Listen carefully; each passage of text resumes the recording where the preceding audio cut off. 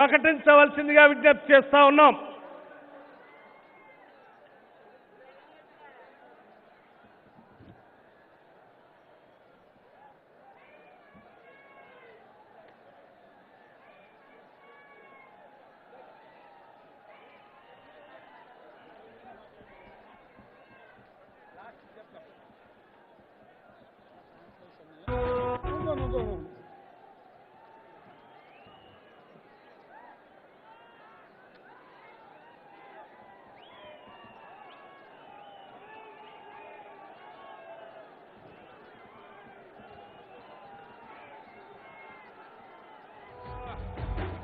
వీడు భూమిన వానైతాడు.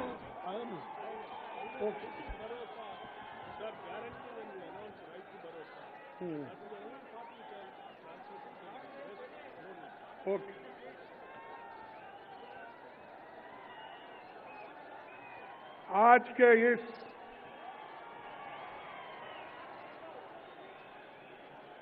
समारंभ में हमारी वरिष्ठ नेता श्रीमती सोनिया गांधी जी और हमारे युवा नेता श्री राहुल गांधी जी, केसी वेणुगोपाल जी, अशोक गहलोत जी, सुखिंद्र सुक्कू जी, माणिकराव ठाकरे जी, रेवंत रेड्डी जी,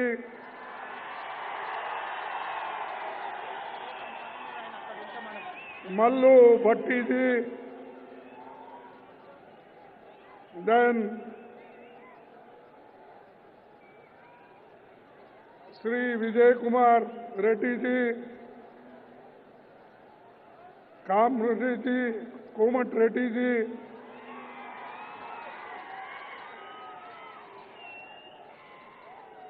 और सारे वर्किंग कमेटी के मेंबर्स,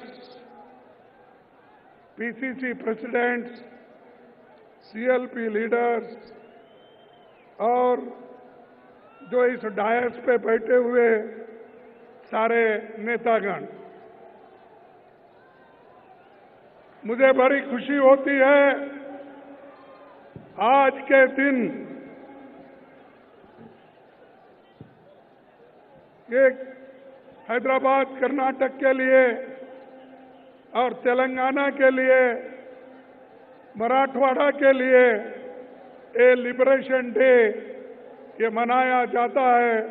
और आज ही के दिन हमको लिबर्टी मिली। देश के इतिहास में हमको जो आजादी मिली है 15 अगस्त 1947 में मिली, लेकिन हैदराबाद एरिया में जो हम लोगों को आजादी मिली वो 17 सितंबर 1948 में मिली। 13 महीने के बाद हम आजाद हो गए और इस आजाद होने के बाद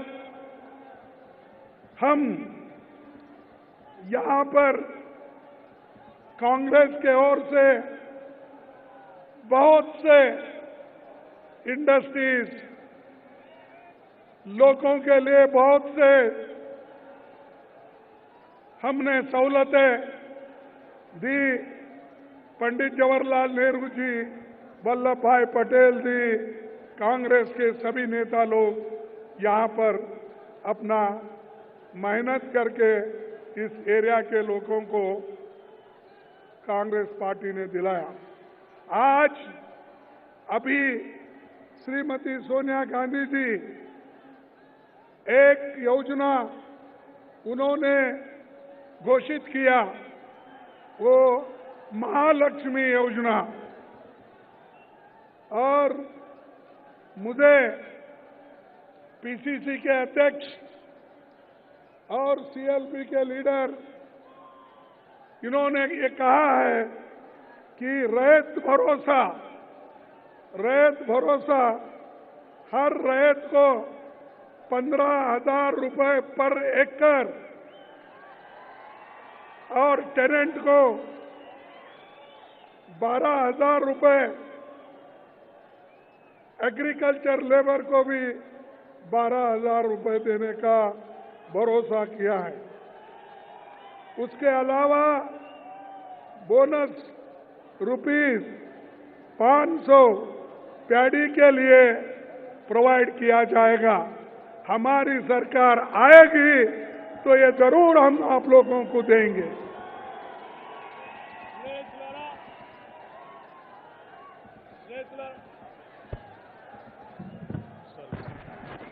స్నేహితులారా, పెద్దల మల్లికార్జున్ ఖర్గే గారు స్వయంగా ప్రకటించినటువంటి రైతు భరోసా తెలంగాణ రాష్ట్ర చరిత్రలో విప్లవాత్మకంగా మిగిలిపోయేటువంటి ఒక గొప్ప కార్యక్రమం.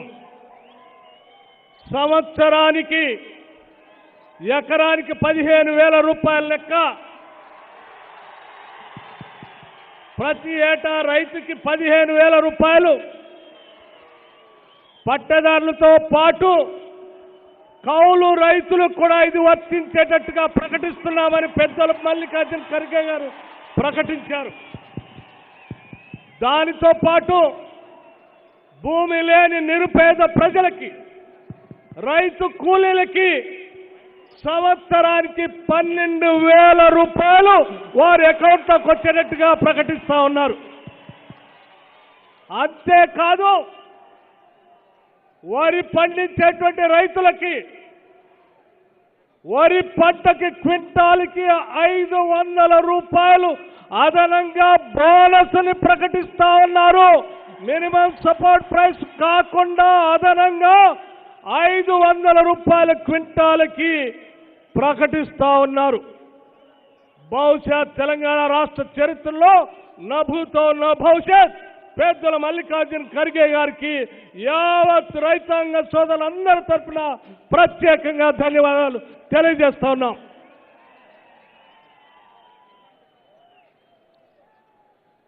हम जो कहते हैं वो हम करके दिखाते हैं और हमने पहले भी किया है। जब हमारी सेंट्रल गवर्नमेंट थी, सोनिया गांधी जी ने मनरेगा का स्कीम लाया। सोनिया गांधी जी ने फूड सिक्योरिटी कानून लाया और गरीबों के पेट भरने के लिए उन्होंने राइस फ्री करके बांटने का स्कीम किया। बच्चों को विद्या देने के लिए, शिक्षण के लिए उन्होंने कानून बनाया।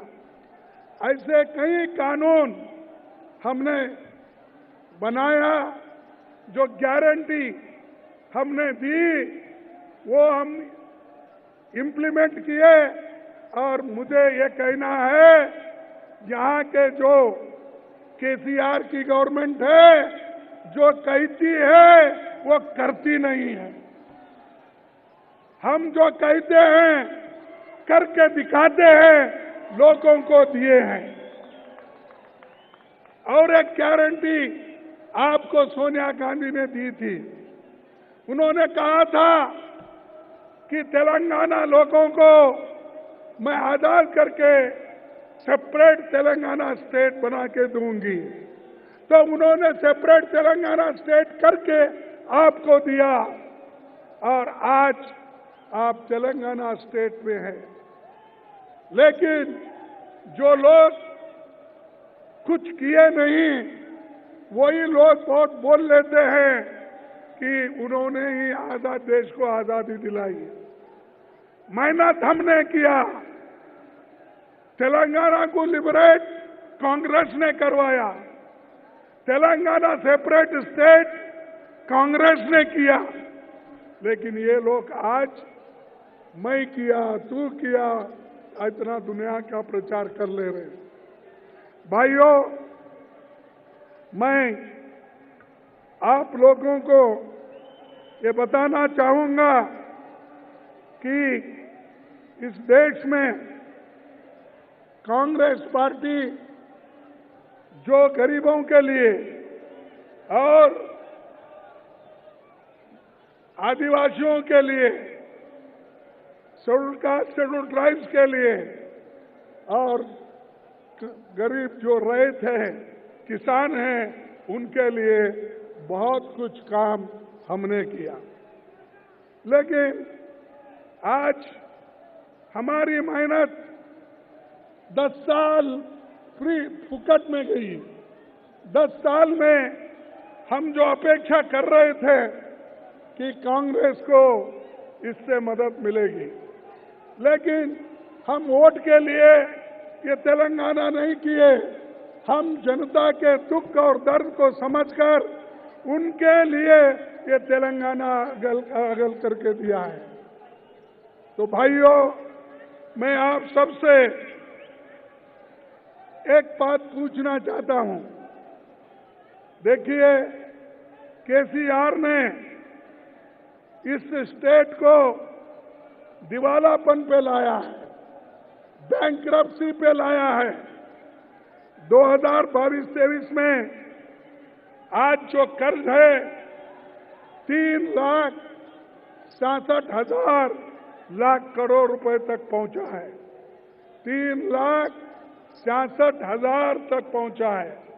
जिस स्टेट में सरप्लस बजट था, पैसा ही पैसा था, उसको आज दिवालापन पे उन्होंने निकाला है। आप जो SC/ST के लोगों को जमीन देना था, SC/ST के लोगों को जो उनके पॉपुलेशन के तहत बजट देना था, वो भी ये सरकार आज नहीं दे रही है। और राष्ट्रीय मुद्दा, मैं ये कहना चाहता हूं कि ये जो बड़े बड़े पब्लिक सेक्टर्स, वो सभी एक तो मोदी बेच के खा रहे हैं, उनके दोस्तों को उन्होंने दे रहे हैं और वो दोस्तों को बढ़ावा दे रहे हैं और वो पैसे वाले बन रहे हैं। दूसरी तरफ जो केसीआर, दूसरी तरफ ये बड़े बड़े पब्लिक सेक्टर है, उसको धक्का दे रहे हैं। और आज मैं कहना चाहता हूं कि ये जो पब्लिक सेक्टर्स है वो मुनाफे में चल रहे हैं, सिर्फ 1 या 2 नुकसान में है। लेकिन यहाँ की सरकार वो भी आहिस्ता आहिस्ता से नुकसान में पहुंचाने का काम कर रहे हैं। एक तरफ मोदी, एक तरफ केसीआर, ये दोनों मिल गए अंदर से। बाहर देखने के लिए अलग अलग है, लेकिन अंदर से मिलके है। अगर मैं ये कहूं कि केसीआर की जो पार्टी है, ये तो बीजेपी की बी टीम है और बीजेपी की बी टीम रहने के वजह से उनको वो मदद करते जा रही है। इसीलिए आपको बड़ा होशियारी के साथ काम करना है। और मैं ये कहता हूं कि पब्लिक सेक्टर में 2,50,000 रुपए फायदा है, लेकिन उसको घाटे में लाने की कोशिश सेंट्रल गवर्नमेंट कर रही है। दूसरी चीज, आज जो भगोड़े हैं, जो बड़े बड़े साहूकार हैं, वो लोग बैंक से कर्जा लेके भाग रहे। अब तक 40,000 करोड़ रुपए लेकर इस मुल्क छोड़ के भाग गए हैं। ऐसे लोगों को केंद्र सरकार और राज्य सरकार मदद कर रही है। इसीलिए भाइयों, मैं आपको पूछना चाहता हूं, ये जो काम है, और ये पहले जो कहते थे कि हम बहुत कुछ गरीबों के लिए करेंगे, लेकिन इन्होंने कुछ नहीं किया। बड़े बड़े कंपनियां टैक्स चुरा रहे हैं, लेकिन गरीबों को तकलीफ वो लोग देते रह रहे। मैं आपको एक बात पूछना चाहता हूं, मोदी जी ने अपने इलेक्शन में वायदा किया था, क्या वायदा किया था? हमारे युवाओं को 2-2 करोड़ नौकरियां दे दूं। क्या आपको 2 करोड़ नौकरियां मिले? नहीं मिले। तो मोदी झूठ बोल रहा है।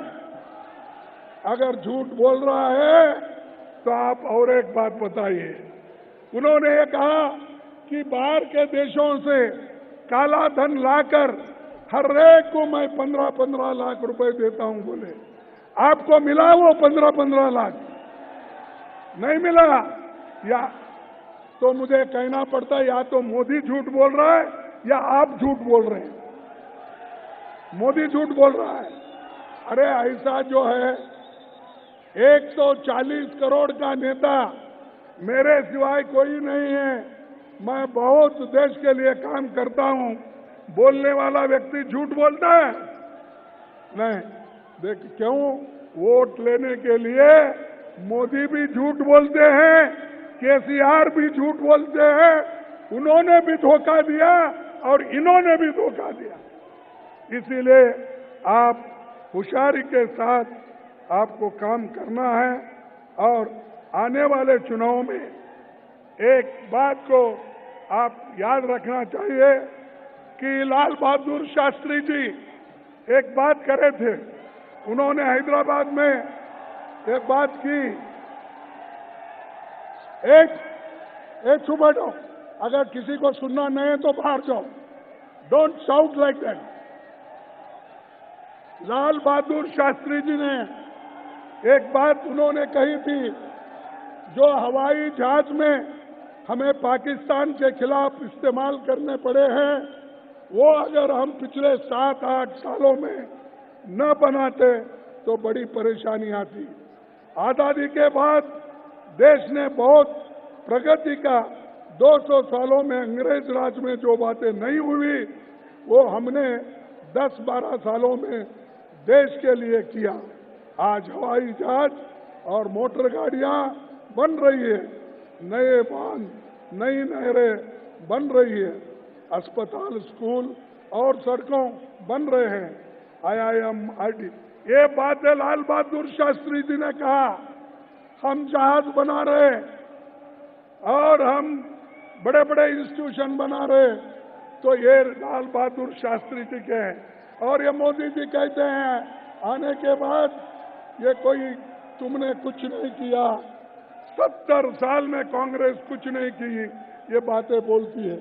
इसीलिए आने वाले चुनाव में जो रेवंत रेड्डी आज अपना काम कर रहे हैं कांग्रेस पार्टी के ओर से, और हमारे CLP के लीडर, वैसा ही हमारा कांग्रेस पार्टी के सभी नेतागण, चाहे वो छोटे हो, बड़े हो, MLA हो, MPs हो, सभी लोग काम कर रहे हैं। और आपको ये इलेक्शन में जीतना है। जीतने के लिए हर लोग कोशिश करना चाहिए। मैं समझता हूं आप लोग पूरे लोग कोशिश करेंगे। जो कोशिश करेंगे समझते हाथ उठाइए।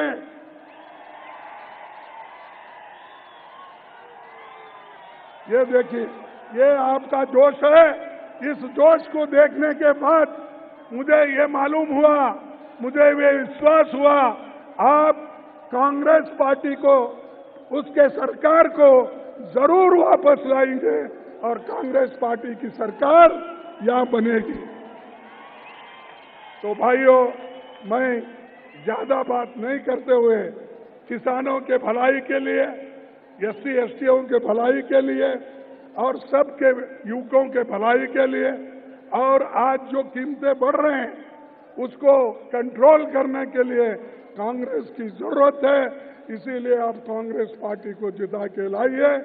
हम लोग आपके साथ हैं, सोनिया गांधी जी आपके साथ हैं, राहुल गांधी जी आपके साथ हैं, और हम सब तुम्हारे साथ बैठे हैं और काम करेंगे, कांग्रेस को फिर लाएंगे। इतना कहते हुए मेरे 4 शब्द को समाप्त करता हूं। जय हिंद। जय हिंद। जय हिंद।